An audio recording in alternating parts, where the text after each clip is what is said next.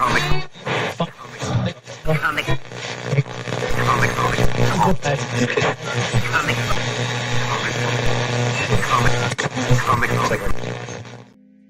right, hey ladies and gentlemen, welcome to tonight's show, Comic Book Radio episode 17. I'm your host, Peter Cimetti. So, I'm going to try to do these every week, Wednesday or Thursday night, 9 o'clock Eastern, around there. Tonight's episode, we're going to be talking about will the past define the future of comics? Short answer, yes. Long answer, we're going to try to get to that tonight. The show's going to be about an hour or so long. I'm going to wind up trusty little Timey Tim here. When he goes off, we're going to try to wrap up the show. So, an hour we have to spend with each other. Now, the show on Comic Book Radio, for those who haven't seen it yet, it is, I guess you could say it's a call-in show of sorts. You guys can feel free to join. It says join the show. That's pinned to the top of the chat. There's an invite link there. So if you want to discuss the topic at hand tonight, if you have a question or comment about it, or even if you want to talk about something that's on your mind, comic book related, feel free to join the show. So before we start, there's a couple people here in the chat I just want to say hello to. So we have Seer of All That Is Obvious. What's up, Seer? This is not an auction show tonight. Metatron's Cube. Yeah, you might notice the channel is monetized again. So we got remonetized.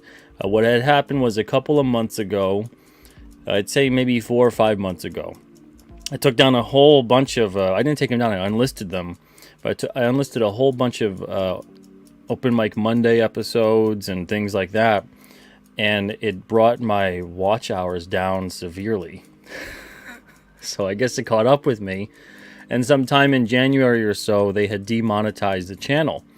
They said I didn't have enough content on there to maintain monetization. So I put all that content back up, and then I started doing videos again, and slowly but surely, here we are about a month or so later since they demonetized, and the channel is now remonetized. So we'll keep it that way. We'll keep all that stuff up. I didn't think unlisting would have affected. I thought privating would have affected. But I guess maybe YouTube has different kinds of criteria now. Either way, I'm happy to keep that stuff up there. I thought it would be kind of odd to keep it up there perhaps because some of it was so old that it wasn't pertinent anymore. Open Mic Monday being a show that was all about promoting a project that was kind of active. But some people had asked about it, and also YouTube obviously wants it to stay up there to maintain monetization on this channel. So here we are. But yeah, so if you are a member of the channel, you'll notice I can't show these emojis on screen the way Metatron had put them up there. They come up as their names, I guess you could say. But you could see them in the YouTube chat, just not on the StreamYard chat. Jeff Kimbler, what's up, Jeff? Hope you're doing well. We got IO1BO2. Says, Pete, I'll have to catch the replay. Work starts early. No problem at all. Thank you for even stopping by to say hello. Hope you have a good day/night at work. GJ Martinez says, hey, Pete, hope your evening is going well. It is going well. I've got a couple things I want to discuss tonight, and we'll see how that goes. Mr. Von Stugel, what's up? Blast Beat is here as well. Gerald says, hey, Pete, home with a concussion. Good grief. Fell down my cellar stair and slammed my head on the tile cellar floor. Holy smokes. Well, I'm glad you're just even with us still, my friend. Good Lord. Well, Gerald, you have my sympathies. I hope you feel better soon, man. GJ and Metatron both commenting on Gerald's situation there. Jaro says, morning, Pete. Morning, everyone in the chat. Morning, Jaro. All right. And also we have Jay Lee in the chat tonight. Says, hey, Pete, would join, but I'm at my day job till midnight. No problem at all. If anyone would like to join, the link is pinned, like I said, to the top of the chat. Feel free to hop on board at any point in time. So tonight's topic, will the past define the future of comics? Like I said when I started the show, yes, that's the short answer. But the long answer is far more complicated than that, isn't it always? So from my perspective, looking at things over the past 17 or so years, that's how long Alterna's been around. That's relatively how long I've been making comics. A little longer than that. We'll say 18.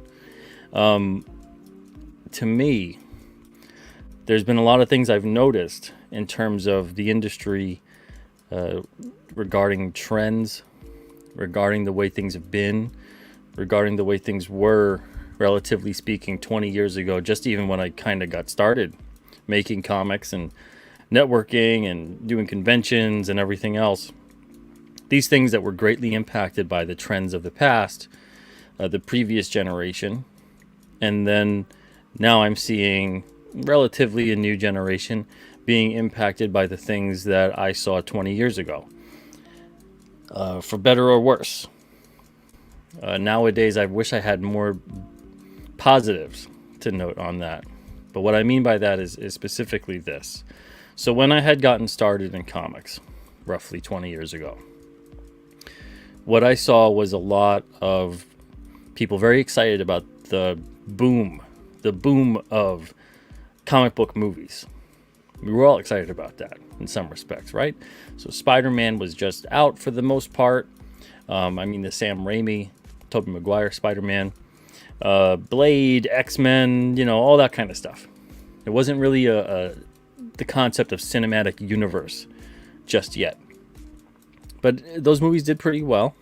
They were well received for the most part. And it got people excited about comics.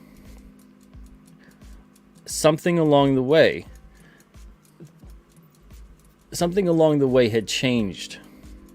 And the biggest thing that had changed at that point in time that I could really put my finger upon is Disney's acquisition of Marvel. Now, I heard going into comics at that point in time how great it was, and I believed it a little bit, that these movies were doing so well. They're going to put comics on the map. It was going to normalize comics, take away the stigma. It was going to make it great for comics. Sales would go through the roof. We would see a new generation wanting to make comic books, wanting to make great comic books. And not just at the corporate level, but at the independent level. And at the time, I thought, yeah, I could see that, Keep in mind, at this point in time, I was roughly 20 to 22 years old. So whatever the heck a 20 to 22-year-old knows of the world, which isn't a whole hell of a lot. I figured, though, hey, there's a point to that. Yeah, I got into comics as a kid because of cartoons and things like that, and the toys and whatever else. And then I found the comics, and and then the comics and the toys and the games and the shows and even some of the movies at the time when I was growing up. It was all symbiotic. It all felt like it all worked together. There was a synergy. And it felt like that at the time as well in the early 2000s, I have to say. It felt like there was kind of a synergy. I remember there were comics being given to, I believe, one of the Spider-Man movies. I forget which one. Toys R Us was giving away an X-Men movie comic. There was a couple great tie-ins that were bringing comics into the realm of these audiences that may have not been comic book readers, or maybe not even comic book fans. They were just going there for a movie, and now they were possibly discovering about comics for the very first time. So there was that kind of excitement level there that you couldn't really argue too much against it. But what had changed, markedly so, was that Disney acquisition of Marvel. And then slowly but surely, if not almost immediately, it felt like anyway, I don't remember the exact year, but then that acquisition of Lucasfilm. The acquisition of Marvel, of Fox. I'm honestly... That right there said to me, when that happened, when Disney had acquired Fox, that there were no antitrust laws anymore. Because that That's just a bit much at that point in time. But I digress. So that's what I had noticed a shift start to occur. Because it was no longer about... Because I did see it at first. When Alterna had gotten the game of comic book publishing in 2006, it seemed like there was a lot of hope for independent creators. It seemed like comics were trying to do something in a way to at least revitalize itself again. Cooperate with this mainstream notoriety it was receiving. It was a proven thing and inarguable at that point that comic books were popular. At least the characters and the properties were popular enough to become constant blockbusters at the movies, which is kind of the pinnacle, the apex of normalization of entertainment for the most part within the entertainment industry. It's kind of been the standard bearer. Nowadays, it might, even now, I don't know if it's still closer to, it still might be movies, TV, etc. I still think, even though video games are massive, I still think the average person, it's far easier to just go see a movie or put one on than it is to sit there and get immersed and have the time to play a video game. So I would still say that it's practically the most accessible form of entertainment, other than, of course, music, where that's a passive form, purely passive form of entertainment, although you can actively enjoy music as well. Anyway, so, and reading would be an active, you're engaged form of entertainment. You can't really passively read something. That would be kind of funny. It's just over there. It's over there. Some people say audiobooks are that way. But to me, I don't know, audiobooks being books, it's just, you're listening. You're not reading. But again, whatever. Anyway, I'm getting off topic. So when that had occurred, I started noticing a big shift in comics. People were really excited about creating, excited about the possibilities of what lie ahead in comics. It seemed like now they were more accessible than ever before. It wasn't so embarrassing because there was such a stigma still to be like, oh yeah, I create comics. Even if you worked for a higher up company, I would talk to creators all the time that it was kind of like, you kind of try to skirt around it, especially if it's not a very well-known character, right?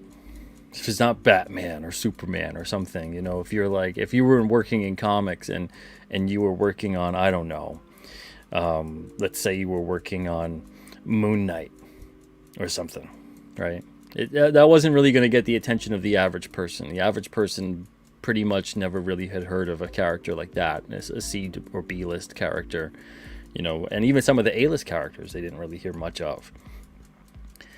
But once Disney had acquired Marvel, a lot of the people were really excited, but I wasn't.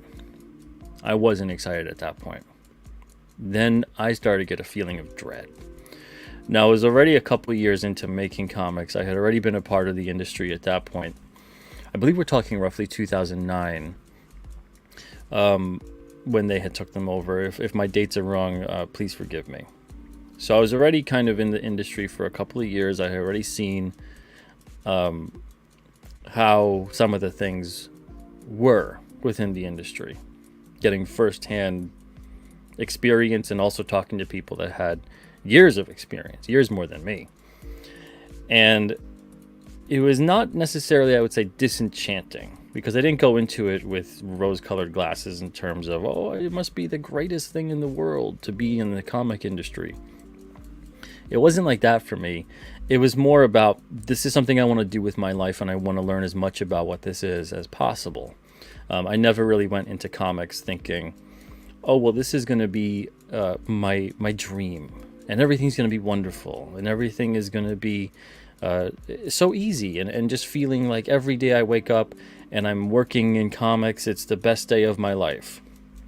I never went into it like that. I knew it was going to be work. I wanted it to be work. I wanted it to feel like work. It kind of irked me whenever I hear someone talk about. I don't want it to feel like work. I think, well, then don't make it like work. Treat it like play, and don't sell your comic, and don't get a publisher involved. And and if you never sell your comic, you never have customers. You'll have just readers, or you'll have people that are just enjoying what you do. But you won't have someone necessarily that's like, hey, look, I paid for this. Like, there should be a quality of, a standard of quality here, some consistency, et cetera, et cetera. It's work. Treat it like work, or don't. But you can't have this where it's work, but your attitude isn't there, that it's not, that seriousness that's there. Anyway, so my big point with all of this is this. When Disney had acquired Marvel, I saw a dramatic shift in the industry as a publisher. I saw it firsthand because I would see the submissions that came in. Now all of a sudden, with Disney essentially kicking the door down and saying that these are worthy investments on a larger level. Film, movies, games, etc., etc., etc. Even though, like I said before, games, there were always comic book related games, but games and comics always kind of felt like it had more of a sibling relationship. Movies was, it's always, they're comic books, or, that kind of a thing. There's always kind of a inferiority complex that comics has had. And I think it really manifested with the advent of movies. It turned into this weird psychological tug of war, where now, what is more important to people? Is it the comic? Is it the movie? Is it the character? Is it the creator? Is it the story? What is selling this thing? What is driving this thing? Is it the studio? Is it the creation? And I saw more than ever before, more creators talking about making a comic to hopefully get it turned into a film. Now, it's one thing when you go about it and you create a comic, and then eventually there's interest and it becomes a film, or they buy the rights, or whatever that may be. That's a whole other thing entirely. But to sit down and purposefully go, I'm going to make this comic, and I hope it impresses producers. I hope it gets the attention of Hollywood. I'm going to go out to San Diego Comic-Con, and I'm going to make sure that I talk to all the producers. That's my goal. I can't tell you how many creators I had talked to around 2010 to 2014, where that was largely what they were about, because they had seen, and then they had kind of accurately assessed as well, because they weren't wrong. They had accurately assessed that Hollywood would be wanting more of these kinds of properties. Comics were being put on the map and being shown to Hollywood in a way that it was never really shown before, and that they would be looking for other things to turn into films. So, even though that was an accurate assessment, I did not like it. And even though I have a film based on a comic, I would never make one again. I would never make one again. The entire experience of turning the comic into a film, and I say I had roughly 50 to 60%, kind of a small majority percentage of control regarding the film production. It was an independent production, very small budget. And even though we had people in there like Roddy Piper and Zach Galligan and Noah Hathaway and a couple of people you may see and remember, faces, not necessarily names for the most part. Roddy Piper was probably the biggest name. It was something that it just wasn't, when we did it, it wasn't a passion project for me. It seemed like, to be perfectly honest, this was something that was supposed to be done. This was the industry. So I speak from experience when I say that the industry, looking at it and going, this was the evolution of a project, this was the evolution of a story, that kind of a thing. I would not go into doing film and things like that again. Comics is my passion. So making that film really, it showed me that my heart was not in that side of it. Not only was my heart not in that side of it, but the passion for creating that kind of project wasn't really there. I put my trust into other people that were passionate about it, or I thought they were, only to kind of have the realization that not as passionate about this kind of stuff as you may think they are. So it was a rude awakening on that level. And again, I tried not to go into that as well with this kind of rose-colored vision of, a movie and all these other, everything will be set now. I find so many creators nowadays, and even back then they still believe, you get your comic made and then you go into movie time. And Swamp Fella, no one offers you 500 grand. That's not how that works. See, a lot of people think this is how that stuff works. You get offered barely next to nothing. Barely next to nothing. And by the time you are worth the $500,000 offer, you don't need the $500,000 offer. I hope you follow what I'm saying. Metatron's Cube says, no King Cryptid one-shot animation. I wouldn't do any of that. And no, I'm not lying. Swamp says, don't lie, you'd take the check if Hollywood came knocking. I know I would. It's all big talk until you have that big check in your hand. No. See, you're coming from a point of view where it's like so many others, that this is a situation that legitimately happens. This is not a situation that legitimately ever happens. The only time this is a situation that legitimately happens, that they come to you with the big check in their hand and they want to do whatever, is when you've proven to be a very known quantity already. And you've shown that you are a box office draw. Now, at that point in time, if you're already a box office draw, and you haven't ever been in the movie industry, which is a very insular industry. You think comics is insular. Oh, Lord. The movie industry is very, very insular. They are isolated, big time. So you don't make yourself proven in an other industry, and then they give you the big check. You have to fight tooth and nail to get the little scraps you do, and hopefully you get a back-end percentage deal and the film takes off. You don't just get offered right off the bat, here's a bucket of money, and have a nice day, and we sign your thing and do what we want to do with it. Doesn't happen. So a lot of people don't think it does. A lot of people do. And by the time that you have proven yourself that you are worth that, so let's say in some way, shape, or form, Hollywood changes. And all of a sudden now they do come knocking to someone like me, who's a Hollywood outsider, big time. And they say, hey, look, we want to give you $1 million because we think this thing is so great. We want to buy the rights. Here's $1 million. You know what that should say to not just me, but to anyone else offered that deal? If they're willing to give me $1 million, then what I have on my hands right now is worth far more than what they're willing to give me. And go be entrepreneurial about it. You don't have to sign yourself away. You can then do whatever it is. So if your passion is filmmaking at that point, go make a film. If your passion is making the comic, like mine is, and if a Hollywood production wants to come to me with the money, a boatload of money, right? First of all, they won't let me publish the comic at that point. They're going to want the whole thing for that type of money. They are basically telling you how much you're worth. Why should you give that away? Take that and go, hey, you know what?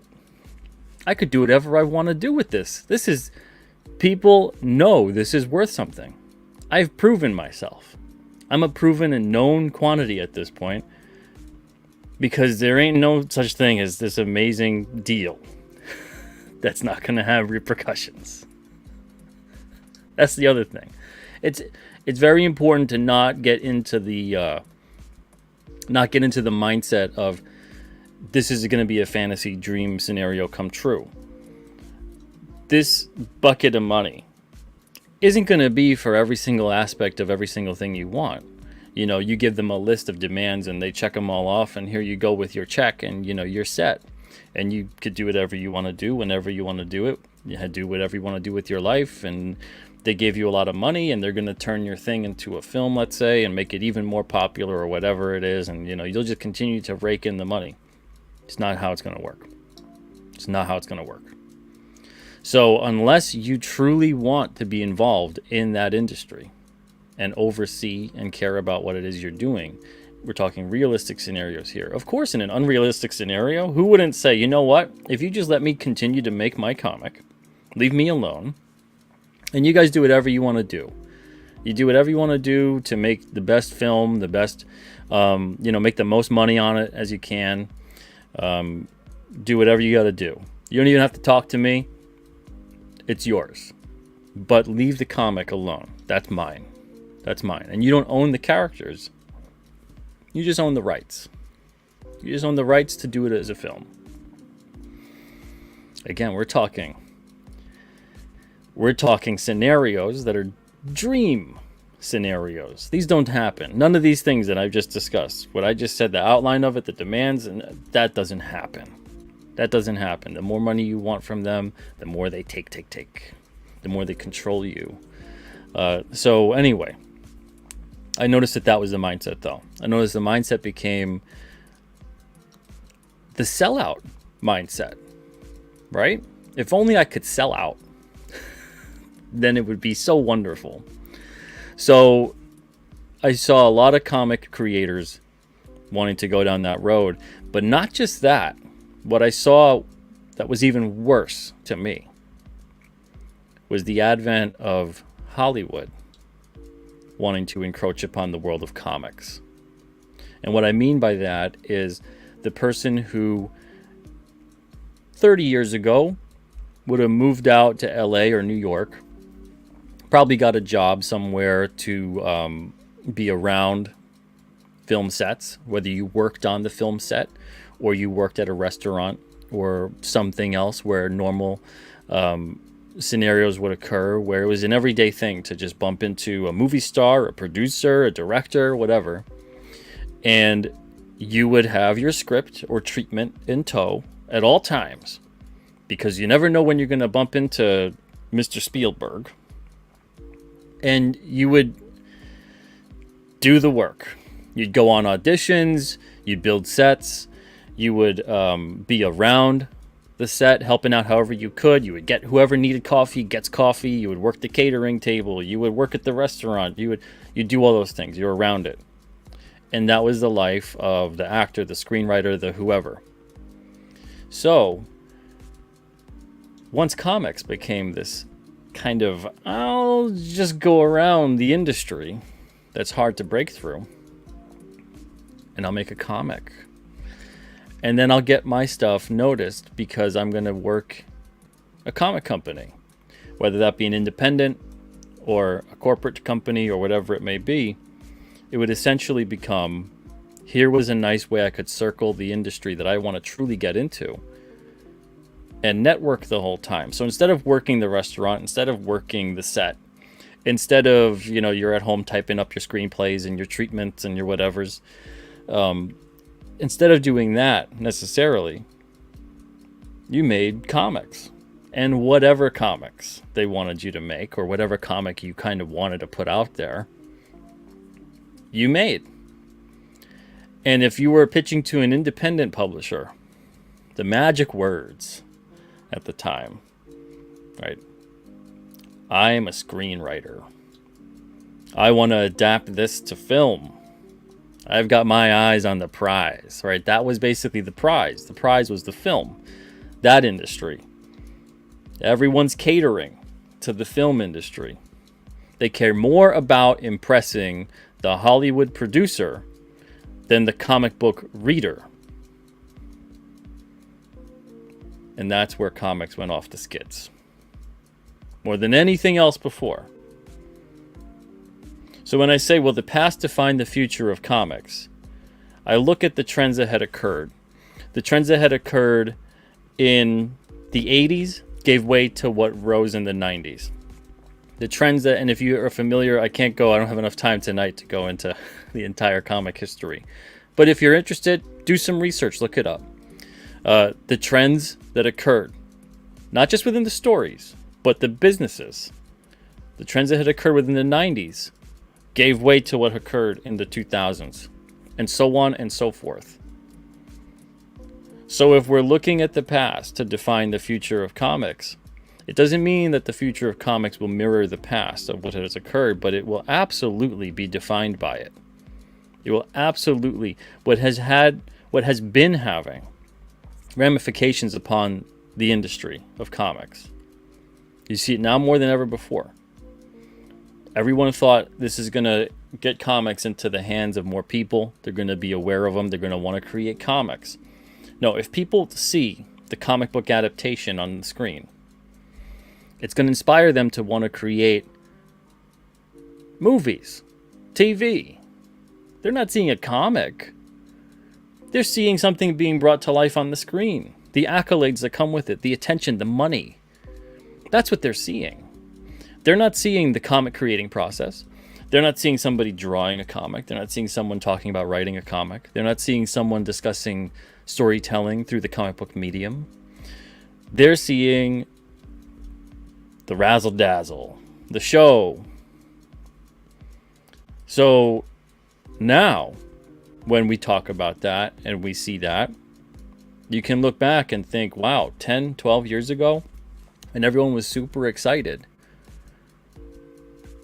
about comics being even more mainstream now than ever before, and how great it would be for comics. Has it been that great? It really hasn't. And the hallmark of knowing that it hasn't is purely just look at the sales. Look at the sales. Look at how many comic shops are around. There should be just as many shops now as there were in the 90s, when it was that fervor of, is James Cameron going to make that Spider-Man movie? Is Nicolas Cage going to be in that Death of Superman movie? You know, all that stuff that was going on at that point in time, all of the buzz, all the rumors gave way to speculation and the collector boom. And the publishers put their foot on the pedal, for better or worse, sacrificing the long term for the short term. So because of the fact that you get now that same mindset within the comic industry now, like once again, sacrificing the long term for the short term. And what I mean by that is the long term would be, okay, we have to build this right. We have to have consistency and quality. We have to make sure that what we're doing is not just good and right for the story and the characters involved, but is also entertaining to the reader, first and foremost. And we don't sit here and budget out the comic already as if we're trying to immediately hand this over to a producer or a studio and make their job easy. Because the easier it is that you make the job of a producer or a studio, if you can give a budget roughly to them, if you can put that in their mind that this won't be too difficult to create, you'll get your money back, right? Because a lot more movies lose their money than make money. A lot more movies lose money than make money. Holy smokes. Good grief. But again, the amount of people that are in the movie business that think like all movies just make money and everyone within the film industry is just rolling in it. Once again, that's that level of like, how long have you worked in this industry? So it's that kind of thing. Once you start making the comic where it's suited for the producer of a film, not the producer of a comic, the producer of a film, and you start giving your comic that budget, and you start giving your comic the direction, the art, the narrative, the story, the characters, you start all of a sudden having less fantastical settings, The costume designs get dwindled down to practically nothing. The minutia is what is focused on, as opposed to the grand. So we don't focus on the big epic scale of a world. We don't focus on the powers. We don't focus on the larger than life scenarios, because those cost money in Hollywood to recreate. If animation was the way they wanted to go, which I wish comics would have stuck so much more to that. Remember all the amazing animated shows from the 90s and the 2000s. Incredible stuff. And even, I mean, look at anime. Goodness gracious. You know, this is another reason why you see anime and manga so symbiotic, and it works so well. They have that synergy. But for some reason, within comics, animation has become kind of the shrug. That's not as big of a deal. Animation. That's just kind of like a small step up, isn't it? You know, and meanwhile, that's get the episodic series going. It feels just like a comic brought truly to life, as opposed to the live action stuff, where you need a very creative production team to truly and accurately bring a comic to life. And it has, in some situations or some scenes, has occurred within film. But yeah, Eric, yes, the DC animated movies were great. But you see a mass focus within the industry itself. And the bigger companies, Marvel and DC, they set the standard for a lot of that as far as creators are concerned. I've seen it firsthand with submissions over the years. I've seen over 10,000 submissions in the past 17 years. More, I would say, focused towards, as soon as we had the newsprint run in 2017, then we were getting roughly 100 to 150 submissions a month. It really became just like a flood every month, exhaustingly so almost. But I've seen that. I've seen the way that would go, and that you would get people sending in submissions, and sometimes they would just outrightly tell you, I plan on adapting this to film. I have a treatment, it's screenplay all ready to go. And then you look at the comic and it's awful. More times than not, it's awful. Or you get the screenwriter in comic writer's clothing, right? Like the wolf in sheep's clothing, where they're all about the comics, right? Until they get that deal. And I've seen that happen at Alterna several times. Then all of a sudden they're a screenwriter. All of a sudden they want to work on movies. All of a sudden, in their Twitter bio, they put that they make screenplays.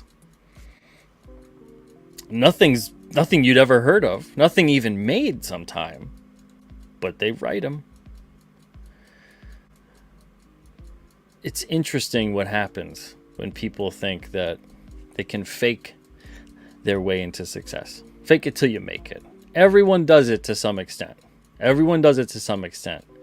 But eventually, you got to be real. The you know what hits the fan, and you got to be real with it. And you got to really decide, what is it that you're here for? Are you here to make movies, or are you here to make comics? Because it's two different worlds. So last year was an absolute low point for submissions at Alterna. I've said this before. If this is the first time you're hearing it, I'll say it again. Last year was the first time in the entire history of Alterna Comics that I did not accept a single series submission. I accepted a couple of shorts for it came out on a Wednesday. But all of the series that came our way, at that point in time, we were still looking at ongoing and limited as well. Now it's just going to be ongoing.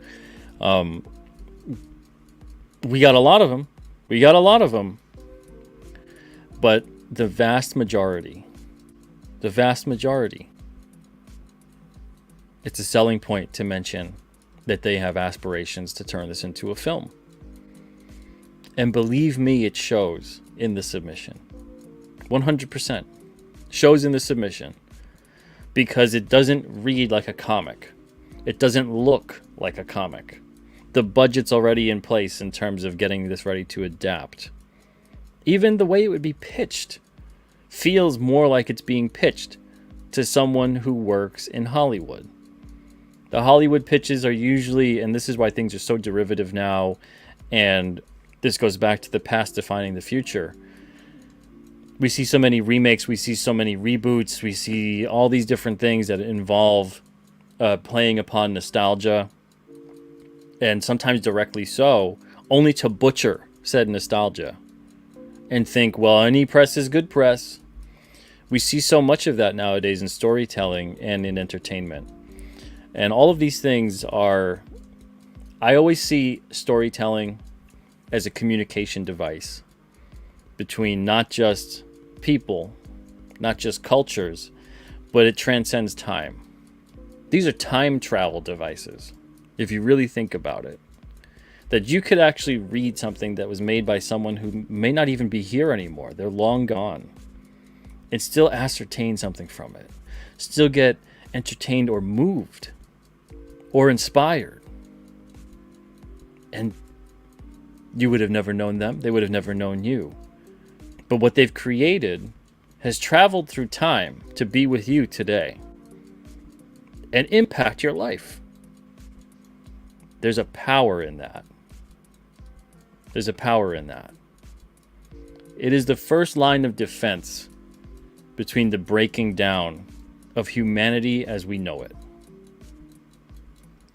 If you really think about it, it's 100% entirely true what I'm saying.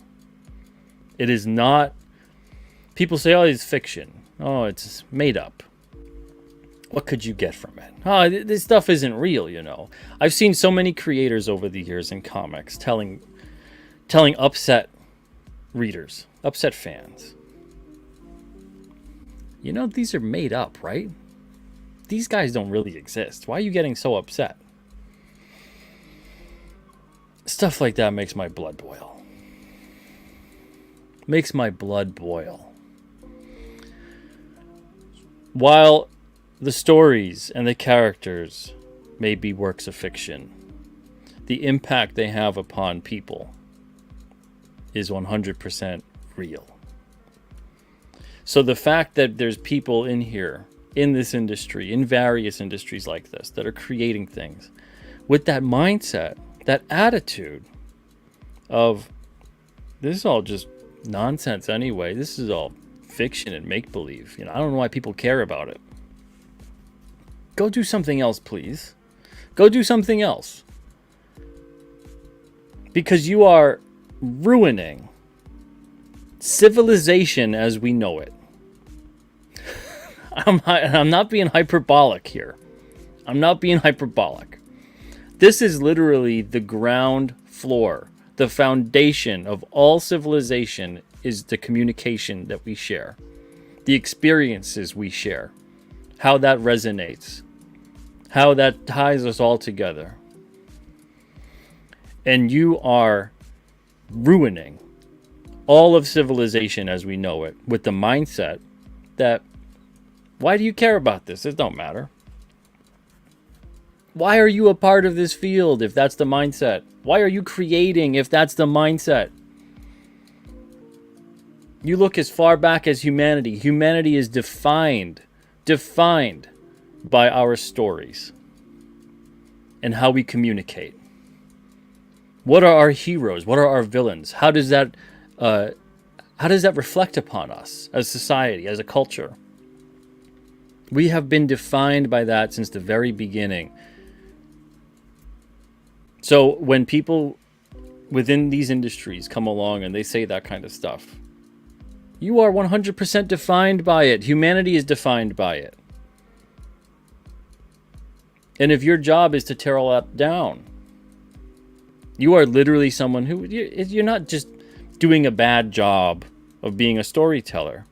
Because you could be earnestly going, trying to do my best. I care about it, you know, but maybe you're just not up to snuff or whatever it may be. If you are someone going in there purposefully with the mindset of, what does all this really matter anyway? Why do you care? Why are you getting worked up about it? It's all fake. You are actively destroying civilization. Again, I'm not. It sounds like I'm being hyperbolic, but I'm not.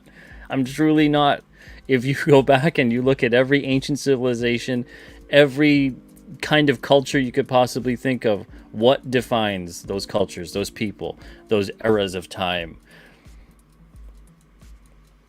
So, when I'm looking at this within comics, when I'm looking at what's coming about, when I'm looking at things like submissions, now you take it in and make it a microcosm of what we are seeing globally at this point in time, I suppose you could say.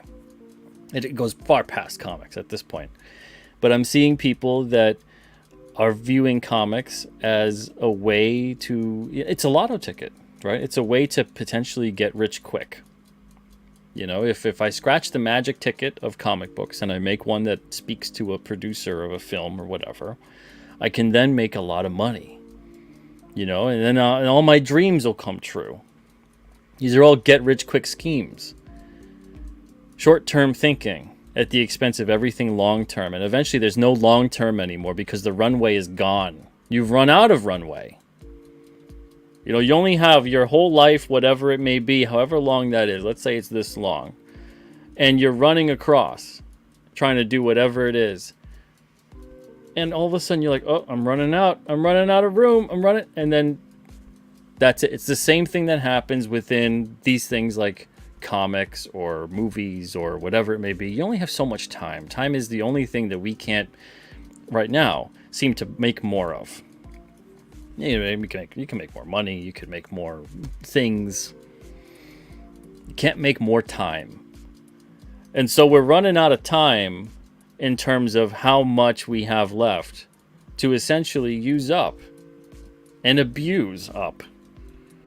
And there's a lot of people in comics that are either trying to get into comics for completely the wrong reason, or they're trying to get into comics thinking that, well, this will make my other dreams come true and it'll make it a bit easier to attain those dreams, those goals. If you want to be a screenwriter, go be a screenwriter. If you want to make comics, make comics. And this brings me back also to what I wanted to talk about tonight. Because I tell you, I am, if you haven't heard it at this point, good grief. Good grief. I have reached my... I've had it up to here. I've had it up to here. With a lot of the submissions coming through. A lot. With people that want shortcuts. They want the easy button. They want... and not just to success, but even if it's to making a comic. They want some kind of easy solution laid out before them that will all of a sudden make everything successful, wonderful, etc., etc. Right?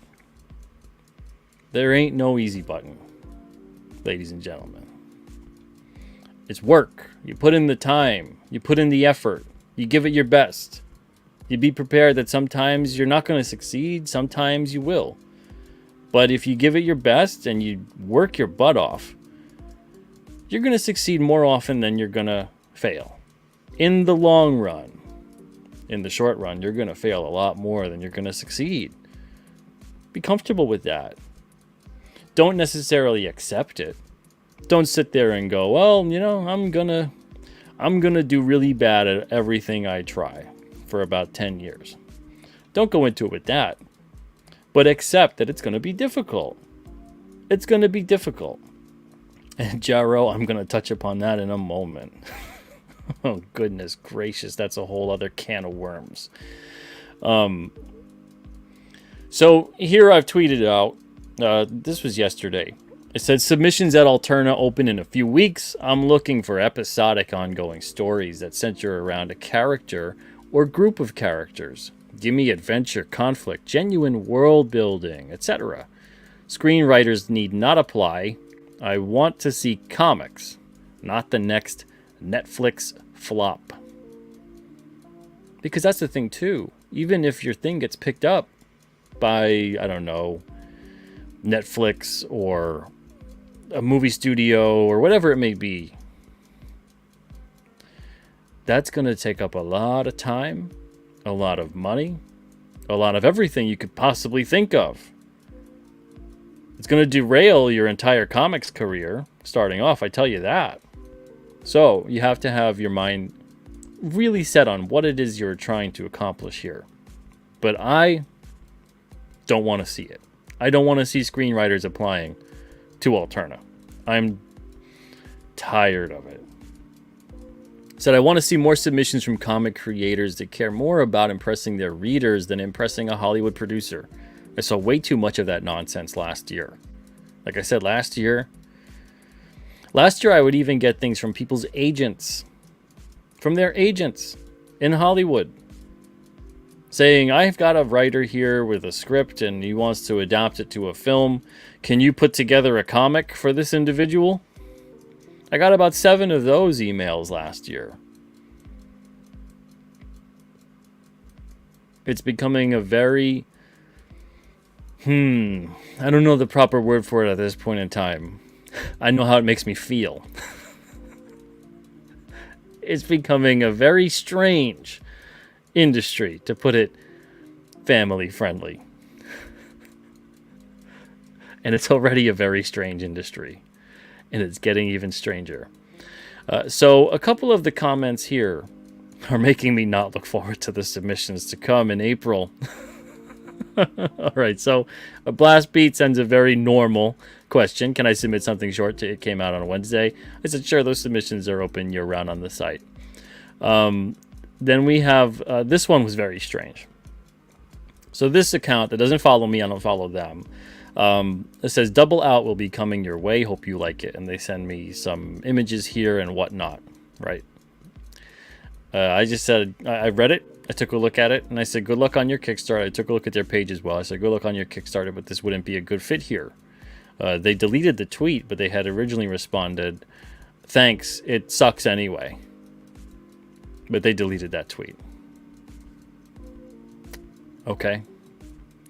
JP asks, hello, sir. I'm interested to submit. And most of the people responding here with the questions I'm highlighting just followed me based on seeing this tweet, which is concerning as a publisher to immediately, we just met, technically speaking, and you already want to submit your work. You don't know what we publish. You're not familiar with the publisher. It's kind of strange. I wouldn't do that. It's like I've said it before. This is your baby. This is your kid. Would you just leave your baby with anyone? You just met this person. You'd say, hey, you want to babysit tonight? Again, do your due diligence. Do some research. Look into the publisher. Look into what they publish. See if they're a good fit for you. See if you even like anything they publish. So JP asks, hello, sir. I'm interested to submit my comic. Originally, it's a self-published webcomic. I checked the Alterna website, and it says it's not open for submissions. Where can I submit my pitch? Thanks. Literally, the first line in the tweet. Submissions at Alterna open in a few weeks. I go, please reread my tweet, thanks. I don't know what it is. This happens all the time. I can't tell you how many people email the website and go, do you accept submissions? Why don't you're on the website. Look at the website. What does the website say? The website says that right now submissions are closed down. Opens up April and September. But previously we had submissions on the site. And I would still get people sending messages to the site. Do we accept submissions? It's cause for concern. It's only going to get tougher from here. This is one of the easier parts of making comics, is submitting and just following very straightforward guidelines when the time comes. It's only going to get more difficult from here. Poor Jim says I read 10 tweets and had to bail so the blood pressure would stay low. Because I do not envy this part of your work.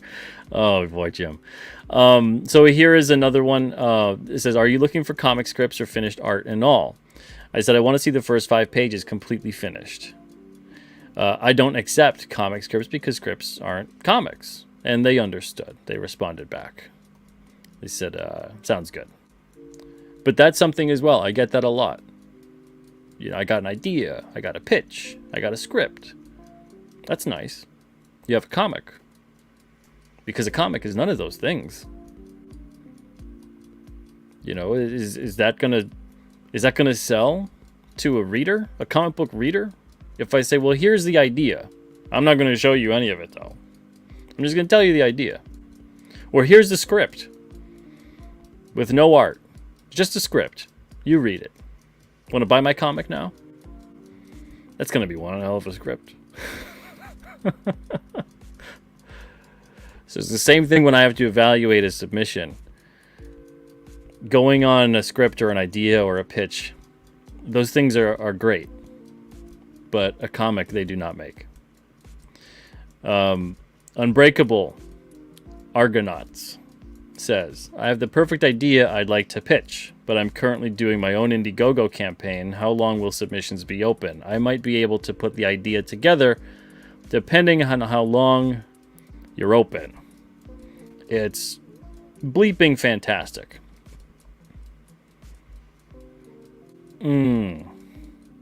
Darren Blair says, I've seen people talking about wanting to adapt public domain written works like Poe or Washington Irving into comics to try and get more people interested in the classics. Is this something you would consider publishing? I just go, nope. I want to see original creations. And that's something else I'm seeing a lot more of lately. I'm seeing a lot of people licking their lips at the fact that certain things might go to public domain, or they're discovering public domain works for the first time and they're going, I want to make a comic out of that. I'm going to make comics out of the public domain works.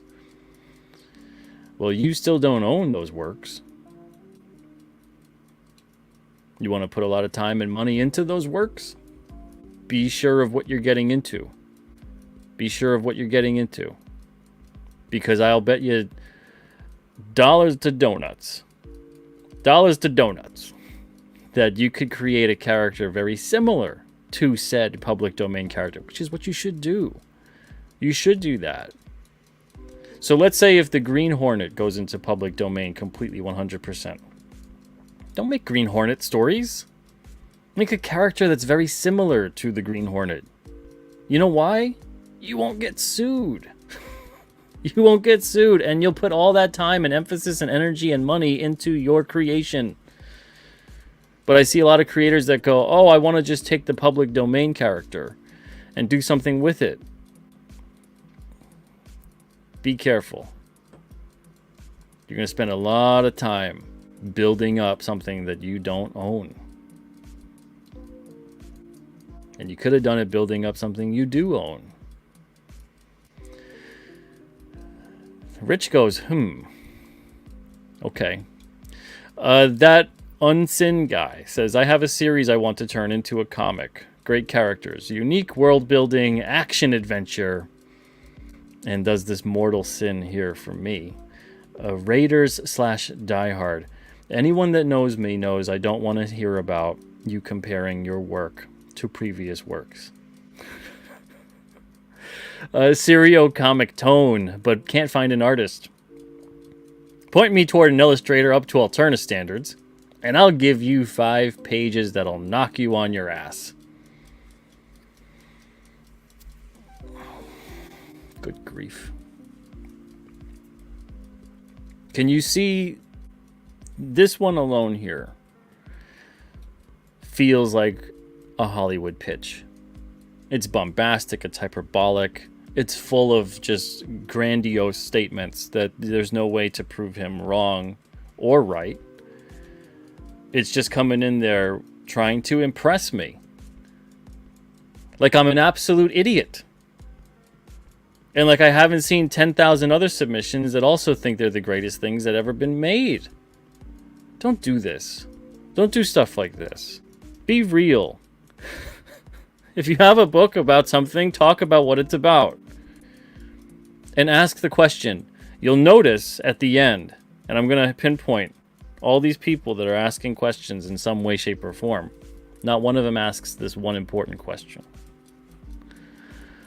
Belmont Press talks about the issue they're working on. Kid in a Candy Store This is always my favorite. Followed me today. Says, as a creator, what would I get in exchange for my story being published under the Alterna brand?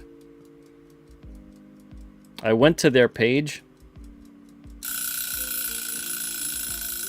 Man, I should end it just like that. I should end the episode right on the dot and leave you guys hanging. I went to Kid in the Candy Store's page. Kid in the Candy Store, if you're out there, you have a lot to work on with your comic. I hope you continue to work on your art and your comic. But the biggest thing you have to work on is being realistic in your interactions with people. If you are approaching a publisher, you first have to let them know what you bring to the table before you expect to hear what they bring to the table. You are approaching them. If they were to approach you, then they let you know what they bring to the table. You see how that works? So what I bring to the table right now to you, Kid in a Candy Store, is this. A little bit of tough love, and I want to see you to continue to make and create. What I bring right now in exchange for your story, I bring you rejection. And this rejection will help you to grow. You have a long way to go. You are not ready yet. And you need to reassess when you talk to someone what you're going to be talking to them about and how you're going to be talking about it. And there's a lot of people I've dealt with like this over the years. What are you going to do for me? They send the submission and go, well, what do you bring to what I'm going to tell you? I haven't even evaluated your submission yet. This is a conversation we have. Once I say, okay, I think this will be a good fit. So then you go, okay, what does Alterna bring? You know, what will you guys be doing for me if I say yes? Right off the bat, holy smokes. So you have a lot of work that you have to do on your stuff. I've been there. We've all been there. I was at a point as well where, and I've said this, I'm the first person that'll say it. Me, when I first started off in comics, if I was to submit to me today, I wouldn't even get a response back in the submission. That's how much work I need to go on and do before I even think about submitting. Let alone saying, hey, publisher, what'll you do for me? Bad attitude right off the bat. Work on the attitude, work on the work ethic. Vagrancy Horror says, sadly, I'm a writer, not an artist, so I don't think this would apply to me. Good grief. Preston Russell says, would you take black and white comics? That right there also tells me that this is a person who's not familiar with Alterna, doesn't know anything that we publish. Familiarize yourself with the publisher. Make sure you even like maybe one of their books. That wouldn't hurt. Why would you want a publisher to publish your work when you're not even familiar with what they publish, let alone like what they publish? Too many creators doing this. Why? Because they all see, oh, this is a stepping stone to get fame and fortune. No, comics are hard work. Comics are grueling work, depending upon what aspect of comics you're doing. Doesn't mean that I expect pity or someone should expect pity. But it's going to be difficult. Make sure that all that time and energy and everything else you spend doing this is because you want to. Because you care. And Musgravate Experiments. He's a wonderful dude, keeping it real on here. Now, the one question that no one asked. What day do you think submissions might open up? It's as simple as that. What day, Pete, do you think submissions might open up? Everyone's so ready to get the deal on Twitter. Everyone's so ready to impress. They don't even know what they're signing up for. They don't even know what the hell the submissions requirements look like. What day? What day will submissions open up? Okay, so you guys are here. April 10th. April 10th, submissions will open up on the Alterna site. Goodness gracious, the amount of... It makes me question everything I know about publishing. I feel like I'm going to have another year like last year, if this is the scope of what's out there. I'm hoping I don't. But it's funny to me, the one question that makes sense, but no one wants to have that conversation. No one wants to ask that question. It's all about it's impressing. It's impressing. Blowing smoke up someone's you-know-what. Let's be real here. And why can't we be real? Because the majority of people, I can't even necessarily blame them too much, but the majority of people within these businesses are never real with anything. So to some extent, I can't necessarily blame them for behaving in such a way. But at the same time, read the room, essentially. I'm putting a very real post on there. I'm saying what I want to see, and I'm saying that we're going to open up submissions in a few weeks. And the tone of it does not come across as, please bullshit me to death right now. The tone of it comes across as, you want to have an earnestness about you. A realistic approach. Most of the people that were responding back in such a strange way to that tweet, and I didn't expect to be pitched at, but I should know better, right? 17 years of doing this. Most of the people that were doing that, they're not ready yet. Everyone's rushing. They're rushing. Okay, so before we close down, I know I said about an hour. I want to take questions from you guys. If you guys do want to join the show, if you guys do have any questions in the chat, address them to me. I'll try to actually get to them. We'll extend an extra 15 to 20 minutes or so because we did go a little bit long tonight with that. Or I did, I should say. But there's something that I'm seeing that's happening again in comics. That whole concept of the past defining the future, I'm seeing that becoming a cyclical thing now. I'm seeing it becoming a very strange thing in comics, to the point that honestly it has me in a very serious way wanting to potentially close off submissions for a long time, depending on how this year's rounds of submissions work. And it'll become a don't reach out to me, I'll reach out to you scenario. Because I'm seeing too many people who are very obviously not serious about the craft, about the business, about any of it, really. It's all becoming kind of like a get-rich-quick scheme, something to add to whatever their resume might be. Speaking of resumes, on the submissions when they open up, I'm going to want to see the last 5 years of work experience. You might think, what does that have to do with making comics? Tells me about your work ethic, tells me about how you handle responsibility, tells me about what your basic approach to life has been in the past 5 years or so. And maybe you have an additional skill set. Some people might go, well, that's of no business of yours. This is a job. This is a job practically like any other, only it will be more demanding than ever before. A lot of people think, well, if I work for myself, then that won't be so bad. You will never work harder for anyone else than you will for yourself. And if you find that that is not the case, you're doing it wrong and you don't care enough to work for yourself.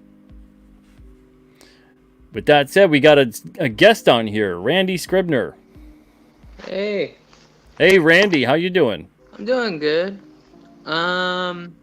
What do you think about animation?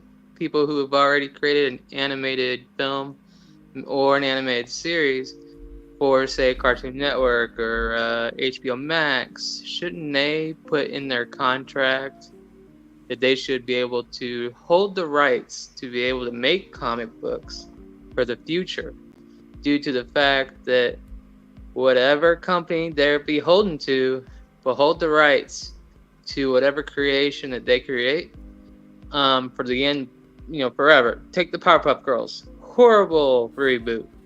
But I'm thinking more of who is it? It was called Megas XLR. The guy who created it wants the rights back, but it's going to be millions and millions of dollars to get it away from the Cartoon Network.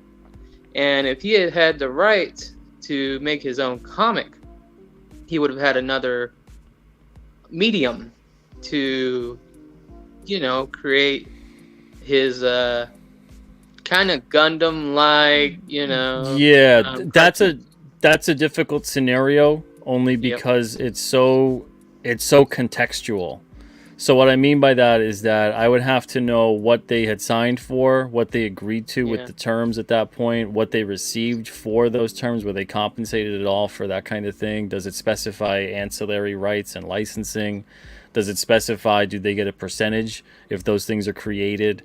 It would have to be that thing. If a creator all of a sudden is like, well, I want my thing back that I signed off to and signed away, I think honestly it's only going to be expected at that point in time that if it's something that they're still making money on or they can make money on, the corporation's going to say, okay, well, that's even if we want to part with it, but if we do, it's going to cost this amount.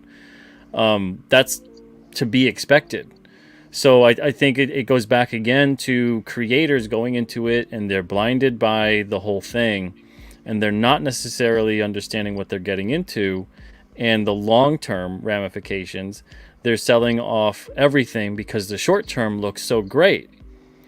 But, if you're someone who you're creating and you're going into it as a creator and you're thinking, okay, I'm going to have so many different ideas and make so many different things and kind of essentially I'm going to be like the Stephen J. Cannell of animation or comics or whatever it may be. And I just have pitches like crazy because for those that don't know Stephen J. Cannell, A-Team and various different shows like that, there was a time where he was just writing pitches and treatments and getting like $100,000 a pitch, and then he wouldn't do anything else with the show. But it's part of his production company, and he would just come up with a premise and characters and whatnot, and then the studio would buy it, and then they would run with the idea.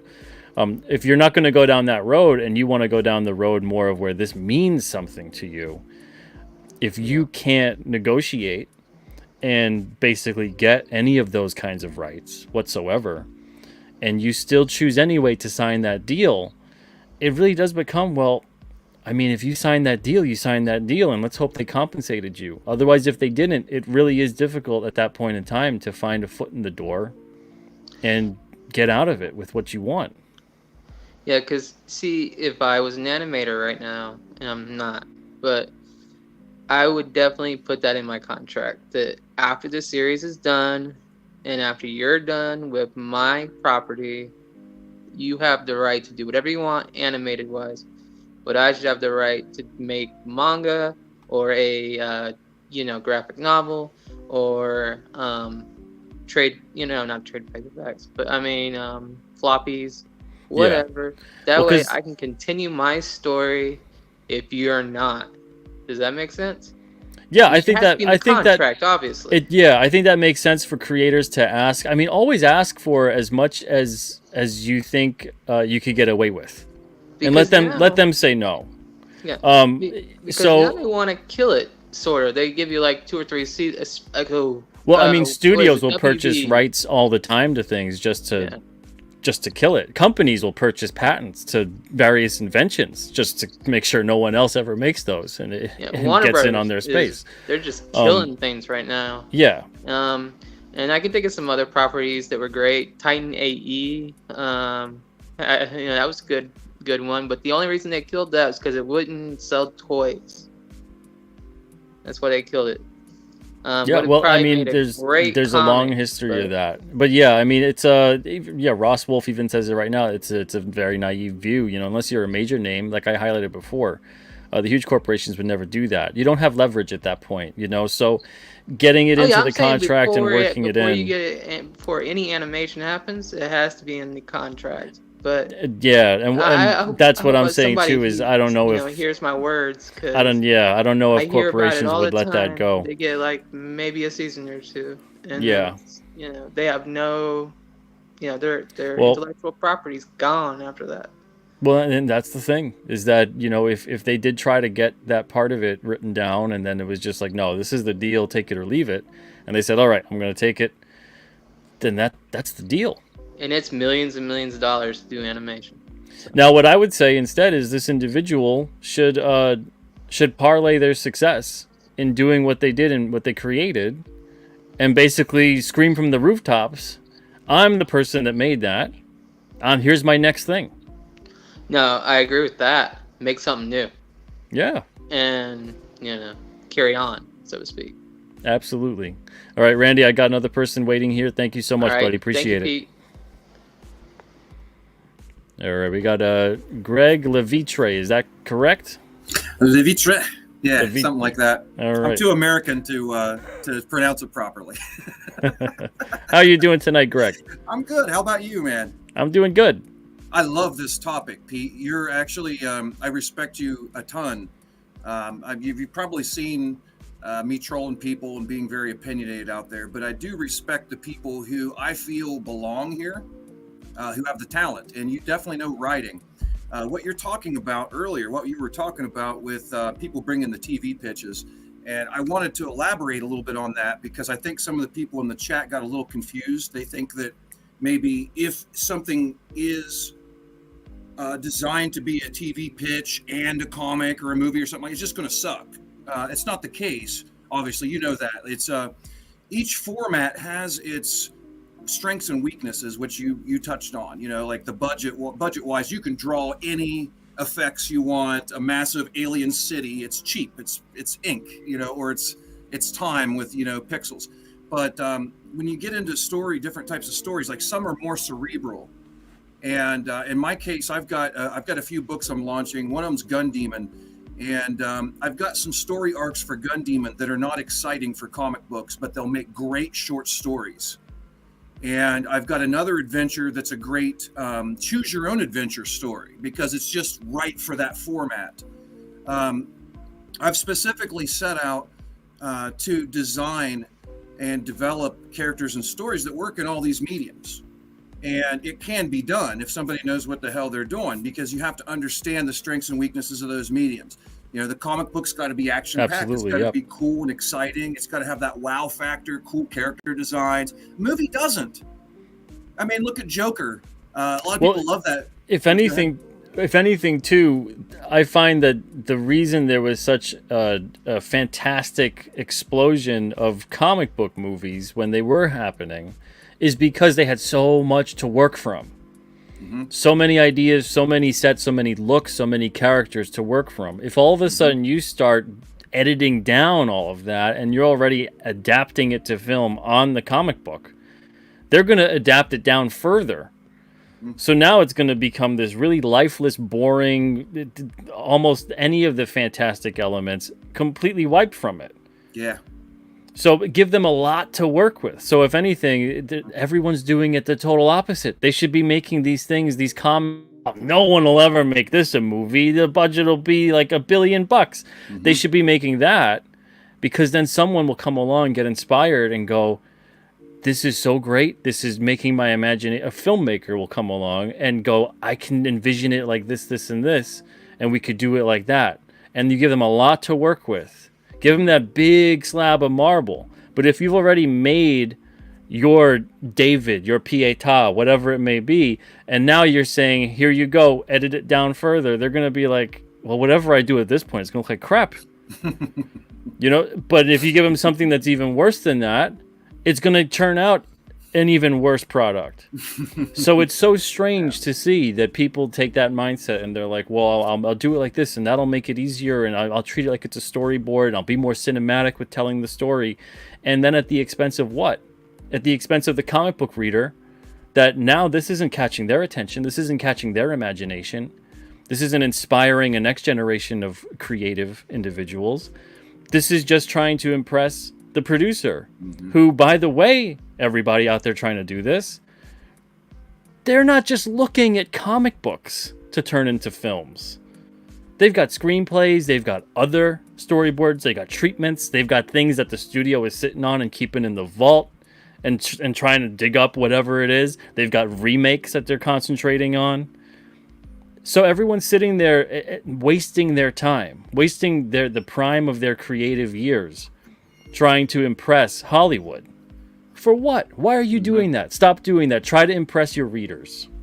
Yeah, and build something for yourself. That's what I keep preaching. You know, I'm building a multimedia company. I don't know if you've seen, but I've got a card battler trading card game I'm launching called Battlegate.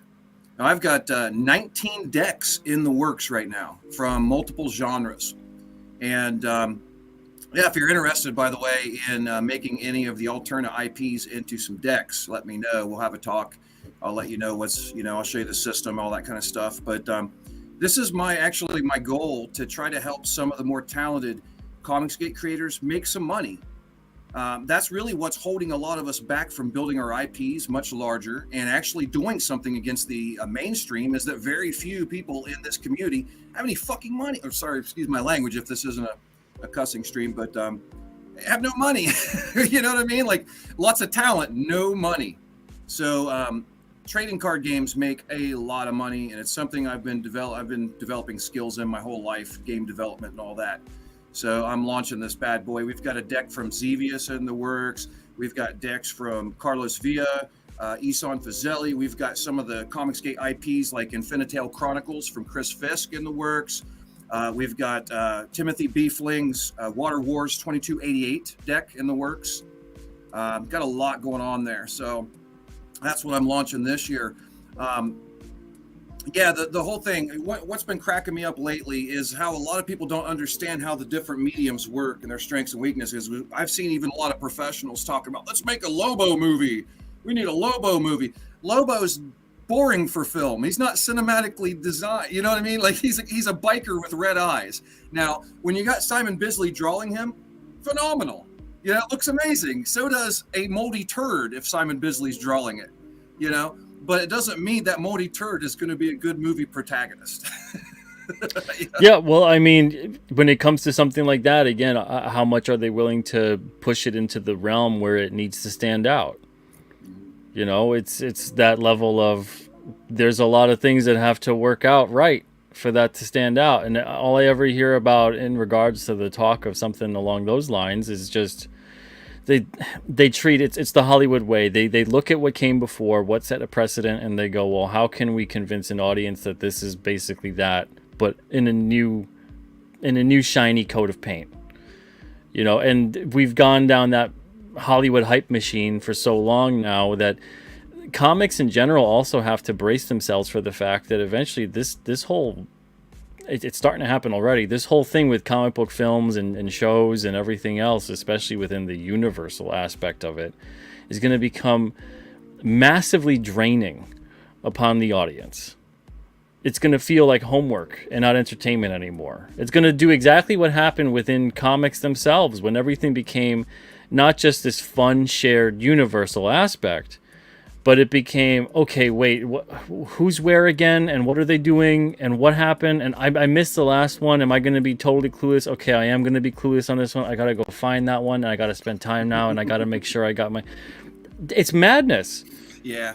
When, if anything, comics were, you know, treating them episodic and having a shared universe, and maybe you had guest stars and whatever, and it wasn't this big, impactful, everything's an event, and you got to make sure that it's treated that way. It was an exciting kind of thing. Who's going to show up and when? But a lot of the films that are kind of running the course of where this is going, and a lot of the creators out there that want to mirror a lot of the things that are going on in these films, it's such a strange thing to me. It's such a bad move. It's not a good thing to follow. If anything, look at what's being accomplished, say that, okay, that's showing you that something can be done, that there is an interest, it's a proof of concept. A comic book movie, that's not a foreign concept at all anymore. It's not something that's alien to people. But make a great comic. Worry about making a great comic first before you start thinking about the film adaptation or the video game or the TV show or the whatever it may be. It's easier now than ever before too to stay in touch with what your fan base, what your readers would like to see in terms of merchandise, or in terms of, you'll know when this might be big enough that we could do something and approach someone and leverage the audience we have or whatever it may be to get these kinds of deals made, if that is in fact something that someone wants to do. But first and foremost, make a great comic. Stop treating everyone in comics. Stop treating comics like they're, you know, the thing that's kept in the dark room, and it's, we don't talk about it, you know, until it's like, oh wait, is there a film producer around? I make comics, you know. Everyone needs to walk around with that kind of swagger of, if you're making a comic you love and believe in and you've put a lot of work into it, act like it. Act like you care about this thing. Otherwise, what are you doing? Right.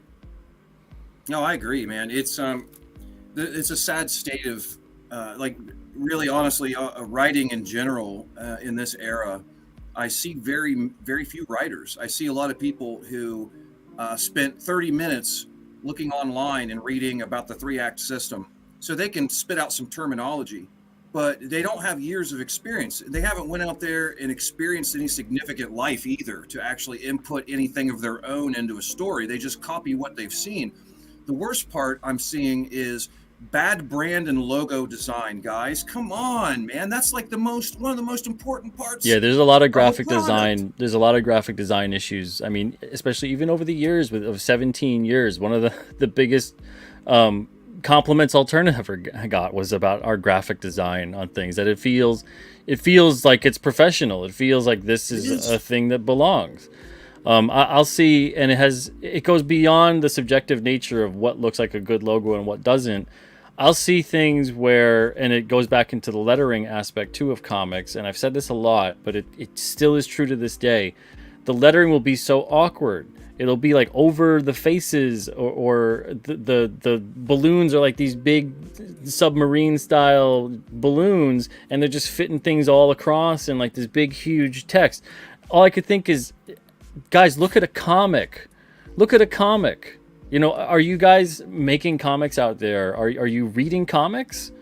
Because if you're reading comics and you're actually well versed in the language of the medium, you'll notice that there's something very off about how you're designing your comic. The lettering shouldn't be, like they say all the time, it's so cliche. The lettering shouldn't really be something you notice. If it is, it's probably because it's bad. Mm-hmm. It should be something that works really well within the composition. If anything, it enhances the composition and it adds to the flow of the eye of where the reader's going within the framework of the panels. But if it turns into this kind of thing, Swamp Fella, red, white, and black. So thank you very much. Appreciate it with the Alterna stuff. But it's something where I notice so often with the graphic design on books. And it's something where you guys got to learn it. There'll be submissions that come through. They don't know the difference between CMYK and RGB. There'll be differences that come through, submissions that come through. They don't know the difference between high res and low res. They don't know what a bleed is. They don't understand these concepts of art that bleeds off the page and why you have to add a little bit more, because when you trim it through the printing, you don't want that white piece of paper showing. So there's all these things where get familiar with if this is going to be something you want to do. Otherwise, if this isn't something that you sit there and go, comics, I want to make them, I love it, I'm going to get into it, I'm going to try out, short stories, page, or this and that or whatever. I'm going to build up slowly, and I'm prepared to give about 10 years of my life towards learning how to make comics. If you're not in that mindset, seriously, please we have a limited amount of time on this earth. Do something else with your life. I'm not trying to be mean, but like, good Lord, you're going to look back and you're going to go, oh my God, I could have done this. I should have done that. This has to intrinsically be a part of who you are. If you can sit there and explain, well, I want to make comics because I think it'll get me a Hollywood deal. No, you're wasting time making comics. Go pursue working in Hollywood. Yeah. Get on a set of a film. Get connections. Get out there. Or better yet, just go down the street, find a local meth head, and just give them a bunch of your money. Just give them all your money and be like, smack me a few times, daddy. And instead of, you don't even have to go to Hollywood. You could just go down the street and get that. You know, these people are idiots if they want to work for if, Pedoflix. if you want to be chewed up and spit out, goodness gracious. But it's man, oh man, it's one of those things where some people say, you know, oh, the rejection and it's so awful and whatever. Again, on that level too, if the rejection makes you want to stop, if you submit to some publisher you found out about today, which some of those people that are tweeting at me, responding about that, it's like, I could tell you just found out today. You just followed me today for the first time. Some of them don't even follow me at all. The questions they're asking, I could see that they've never read Alternative before. And instead of saying, hey, my book is like this, do you have any books like that at your company? I want to check them out too. Instead of familiarizing yourself, instead of asking the right questions, it's immediately about, well, what can you do for me right now? I'm going to be the best thing you've ever seen. You're going to make $1 million off of me. It's all this line of just pompousness. You know, be real, be earnest about it. But instead, it's everyone's got the chest puffery out, you know. And I love how they try to wear all the hats, Pete. They're all experts at every step. You know, they're the best logo designer out there. They're the best brand designer. They're the best writer. They couldn't possibly find better.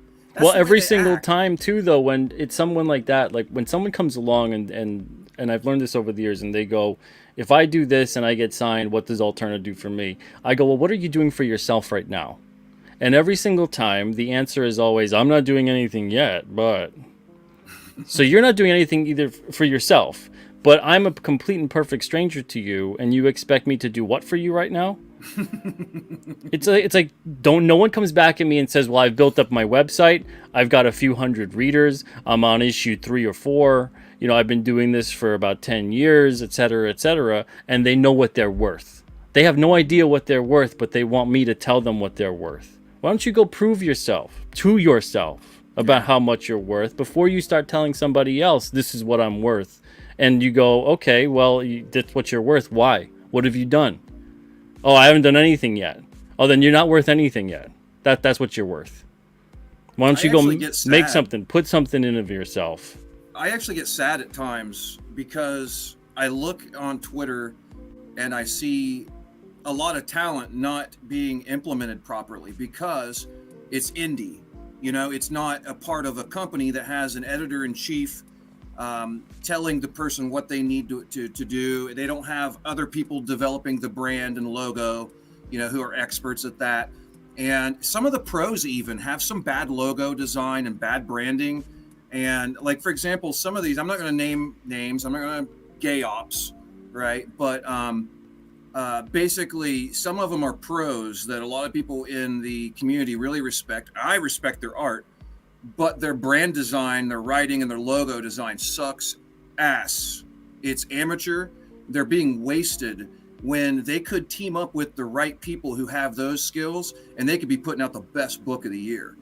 Yeah, I mean, I'll agree. There's some stuff I've seen from people where I'm like, man, you know, I wish they sharpened up that logo or whatever it may be, because it's bringing the art down. Yeah. You know, or it's cheapening the cover. It makes it look like it's slapped together. And yeah, I'm not gonna name names as well. That's not the point of the show, is to necessarily put people under the gun here. But but it makes me sad. It makes me sad because it's like it's right there. You know, and then to see that, I'm like, you know, that's, again, though, that this is that thing I'm talking about, where the higher up you get in these kinds of industries, the less likely you're going to hear anyone giving an honest opinion. And by the time an honest opinion does come your way, even if it's someone you trust, and sometimes especially if it's someone you trust, it's going to look like an attack, and it's going to look like someone who's trying to, you know, take you out, when it's honestly most likely probably coming from a place of concern. So it's a strange industry. It's always going to be a strange industry, but it's starting to get a lot stranger because it's starting to become more of a slave to Hollywood, as opposed to having its own sovereignty. And we're seeing a lot more of that. I've said it before. If the bigger companies were just doing comic books, or just even purely left to their own devices of making comic books, if it wasn't every single thing is going to be playing towards the films and whatever else, other kinds of media, we would see very different comics right now. We would see a very different approach to interacting with customers. We would see something more akin to what we'd seen in comics for the first 70 years of comics, as opposed to the last 30 or so. But it unfortunately is the way it is, and I don't think it's going anywhere anytime soon. And the attitude kind of just has to start with, okay, you have to acknowledge that's not the way you want to follow it, and go down a different path. If anything, once again, go to the past of, when did comics seem like comics were all about being comics? And look towards that. Look at how they handled it. Look at what was being done. Look at the craftsmanship that went into the books. Look at the approach with the readers. Read those old letter pages. Oh my Lord, some of the people that are on Twitter nowadays that have hissy fits left and right, if they read the old letters pages, holy crap, they'd have breakdowns. They'd run into the woods screaming, thinking that these were vile individuals writing to them and saying some of the most horrible things in the world. And meanwhile, these are people that they're fans sending in letters, and the editor or whoever would respond, and usually just be very lighthearted in their response. And just be like, hey, I know where this comes from. These are coming from people who are, they're readers. This is a place of concern. They're invested. They have a vested interest. They're emotionally hooked. If anything, you should see a letter like that and go, this is fantastic. They care. But instead, you see people nowadays go, I don't want you to care. I don't want you to care about. These are fake. Don't you know these are fake? Go get a life. Go touch grass, or whatever the hell these idiots say nowadays. So when I see stuff like that, I'm like, man, why are you telling people not to care? Why are you doing this with your life? Why are you doing this to the world, to humanity? Go pursue what makes you happy. You're obviously not happy. Do something that makes you happy. Put that positivity out into the world. Be happy. Do something that makes you happy. Spread the happiness. But instead, it turns into they're miserable. They're spreading the misery. And it just creates a whole entire situation of just negative energy all over the place. Instead of everyone going, you know what? Let's look at, does the criticism match up with the sales? Is there a consistency here? Is there a pattern? Are we looking at that and go, crap, there is a pattern. Maybe we should do something about it then. Because, again, like I said before, nowadays we have more access than ever before to being able to say, oh, the reader, they can instantly interact with us. Every day could be a letters page in terms of understanding this is where people are at. This is what they're engaged with. This is the character they like. This is how they're not really liking this or that about the story, whatever it may be. And instead of, as the writer, the creative team, the company, whatever it may be, instead of utilizing that effectively to engage with the reader, it just turns into this massive tug of war. And it makes no sense to me. And it's something that it's easy to get, I think, disheartened by. In terms of when you're a creator or a fan in the industry. But man, oh man, again, it didn't always used to be like that. And if you want to change that course, look into when things seemed great to you, when things seemed like this was them doing it right. And then implement some of that in what you're doing as a creator if you're out there. And if you're a fan, stop feeding the system that hates you. Yeah. That's the part I don't get. I see a lot of that too, and stop doing, because they're not going to change. They're not going to change. And the more chances you give them, the more you're willing to just go, oh, I'll stick it out, and eventually they'll listen or they'll change or something. It's not going to happen. It's not going to happen. You know what's going to make them change? If all of a sudden they're losing your support and they're seeing that support go to someone else or something else, then they're going to start implementing changes. But if that support's still there, if like you're hate watching or hate reading or whatever it may be, they just look at that and go, whatever. They're still giving us attention. They don't even care about the money. When it comes to the comics and the big companies, they don't care about the money at this point. They care about your attention. They have your attention, and your attention isn't going to someone else. Because as soon as your attention does go to someone else and you start lifting up something else or someone else, that's what they don't like. It's just a vehicle for psyops now. There's no entertainment currently. There is some music entertainment, but pretty much everything mainstream is just a vehicle for psyops. That's all it is. I haven't watched it. Well, sorry, there's an exception. I watched one movie in the last 4 years, and that was The Tomorrow War, and I wish I wouldn't have. But several of my Comicsgate buddies said, hey, this is a good movie. It's about family. It's got all this good stuff in it. And then I watched that piece of crap. I'm like, this is one of the worst movies I've ever seen. Like, I'd rather watch an 80s B movie. You know, like, I feel like they were better made. I mean, even the lighting was bad in that piece of crap. But it's easy for me to boycott. I don't understand why so many people have trouble boycotting absolute trash products. Well, the thing that's always been strange to me about this sort of thing is there's so much to look into that you didn't get a chance to either read, watch, listen to, whatever it may be, whether it's music, movies, comics, books, whatever. There's so much stuff that's already been made that's out there that there's no way on earth you've took a look at all of that and you know, enjoyed it or whatever it is. So when people go, well, what am I supposed to get into? There's mountains of it. There's mountains of it that's already existed. You know, this isn't anymore like we're getting around to talk to our friends on the playground about these things. So, you know, you're not necessarily missing out on the conversation. Right. And even if you do go into it and you discover something that's been around for decades and now you're getting into it, go ahead, talk about it. Guess what? There's going to be people that already know about this and will probably talk to you about it. So you're still going to have your sense of community and your conversation. It's strange to me. It's like an addict kind of level, you know.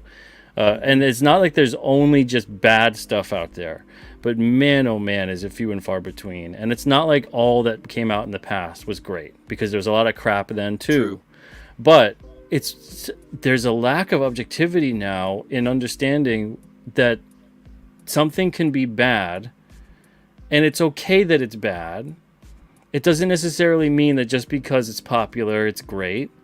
And all these things that have gone out the window in terms of understanding all of this stuff. I've never seen it happen so much as it happens now. It's like people are buying into hype more than ever before. You know, it's very strange, because it's always been that way, where there's a lot of popular stuff that obviously is like, you look at it and go, how is that popular? There's always been that way with a lot of different things. But now more than ever before. Sorry. Goodness. Have you seen the study that has concluded that about 80% of the U.S. populace does not have an internal dialogue? Have you seen that? Yeah. 80% do not think. Even the populace, that there was a study where they can't visualize anything. So if you say, you know, horse, they can't picture in their mind what a horse even looks like. Yeah. They don't, they not only visualize, I'm talking about the dialogue. Like, you know, when you're, let's say, you know, you're sitting around, you see some hot chick in public and, damn, look at that ass. You're thinking that in your head. They don't do that. They just react. And they basically have to just basically be told what to do, you know, by their boss, their spouse, their whoever, you know, and that's scary. This is new, Pete. That's a new thing. Yeah. At the same time, I always take those studies too with a grain of salt, because I'm thinking, are they trying to convince everyone to stop having thoughts? Well, that's valid. But I will say this, I've looked into it pretty good. And when you combine Milgram's study with that study, if you're familiar with Milgram's study, it's called Milgram's study. It's also referred to as the authority study. But they figured out that a lot of people just don't have, they're kind of NPCs, basically. They'll follow authority blindly. And that was done in the 70s. So now we're talking about this new study in this era. And the only reason I kind of doubt it is because that's a huge change just within about 2 decades. In human psyche. I've been studying psychology and sociology my entire life, since, well, not my entire life, sorry, from young adult years on. I was testing psychology, you know, with the adults and everything, like we all do before that. But this is new, man, and I actually kind of believe it because of the rise of autism and a lot of these other things happening. We have a lot of chemicals now and drugs that are wiping out people's minds in new ways. It's just really scary, man. So it's when you were talking about our civilization collapsing because of people supporting these bad movies and everything. You're 100% literally correct, because we're not producing the kind of culture that stimulates a human developing human mind to become an adult that can actually function on a high level. It's not happening. I mean, all storytelling is communication. So that's all it is. The ability to communicate an idea, and the more you can communicate that idea to as many people as possible, that's the power behind that communication. And movies is ultimately one of the largest platforms that you can communicate those kinds of ideas to. So that's why it really is something when people kind of push that aside and they don't think there's any validity behind it. And it's like, okay, well, some of the biggest stories that probably have ever impacted your entire life are most likely movies. Mm-hmm. So once you start turning it into a real scenario for people, then all of a sudden it becomes, oh, wow. It turns into, okay, well, take away every single movie ever from your life. All of a sudden now you look around and you're like, wow, I didn't realize how much those things meant to me. Mm-hmm. How much those stories, those characters, whatever it might be. Same thing with books, same things with comics, music, etc. So there's all kinds of different things in terms of what comprises culture. But at the very basis of it, it really is a shared human experience. If you start taking those things away, now what do you have? You have being subservient and authority. And that's it. Yeah. So it's an interesting thing to go down that road, but we'll try not to get too intense on that on Comic Book Radio here tonight. But Greg, thank you so much, buddy. Thank you so much for stopping by. Appreciate it. Have a wonderful night. You too, man. Thanks. All right. So I just wanted to touch upon one thing, and I'm sorry, Swamp Fella, if it says he says y'all are getting too pessimistic. Where is that? Oh, man. Did you retract that? I don't know. It says it right there. It says, y'all are so pessimistic. I get that most people are a little dumb, but they're not all completely helpless. Well, I don't think it has to be an all or nothing scenario. There it is. There's the comment.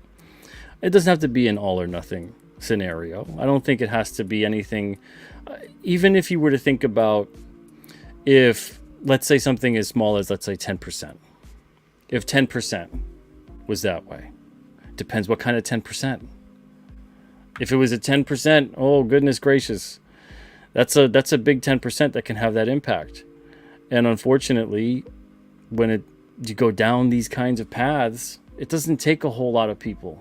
It doesn't take a whole lot of people to kind of derail a lot of things. But that's why when I'm seeing the submissions that came through, and it was roughly 30% or so, that are thinking more about Hollywood, that are thinking more about that kind of stuff. Good grief. Let's make a great comic first. Let's tell a good story first before we start thinking about the money and the movie rights and this and the that and the whatever. I get it.